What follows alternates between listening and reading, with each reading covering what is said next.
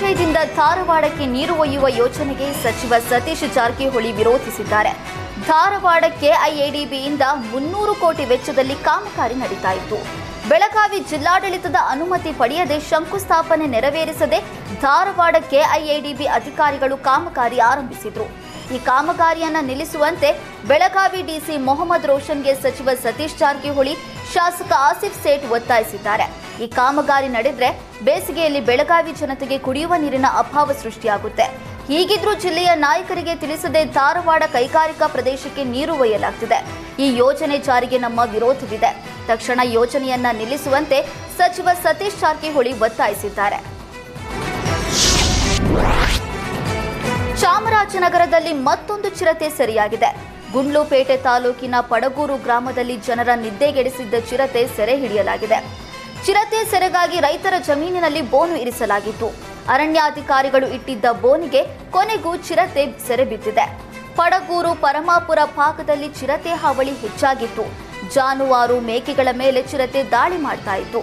ಸದ್ಯ ಚಿರತೆ ಸೆರೆಯಿಂದ ರೈತರು ನಿಟ್ಟುಸಿರು ಬಿಟ್ಟಿದ್ದಾರೆ. ಮಲೆನಾಡಿನಲ್ಲಿ ವನ್ಯಮೃಗಗಳ ಕಾಟ ನಿಲ್ತಾನೇ ಇಲ್ಲ. ಆಗಾಗ ಕಾಡಿನಿಂದ ನಾಡಿಗೆ ಕಾಡಾನೆ, ಕಾಡುಕೋಣದ ಜೊತೆಗೆ ಚಿರತೆ ಕೂಡ ದಾಳಿ ಮಾಡ್ತಿವೆ. ಕಳಸ ತಾಲೂಕಿನ ಹಳೆಯವಳ್ಳಿ ಗ್ರಾಮದಲ್ಲಿ ಚಿರತೆ ಓಡಾಟದಿಂದ ಗ್ರಾಮಸ್ಥರು ಆತಂಕಗೊಂಡಿದ್ದಾರೆ. ಗ್ರಾಮದಲ್ಲಿ ಚಿರತೆ ಓಡಾಟದ ದೃಶ್ಯ ಸಿಸಿಟಿವಿ ಕ್ಯಾಮೆರಾದಲ್ಲಿ ಸೆರೆಯಾಗಿದೆ.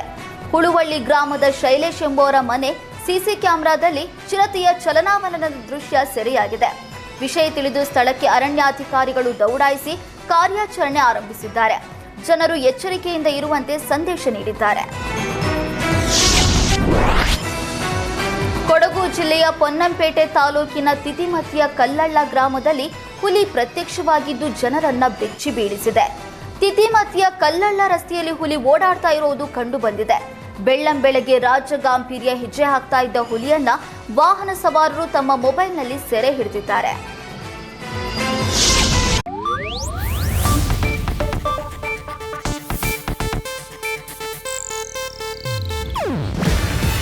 ಇದು ಏಷ್ಯಾನೆಟ್ ನ್ಯೂಸ್ ನೆಟ್ವರ್ಕ್ ಪ್ರಸ್ತುತಿ.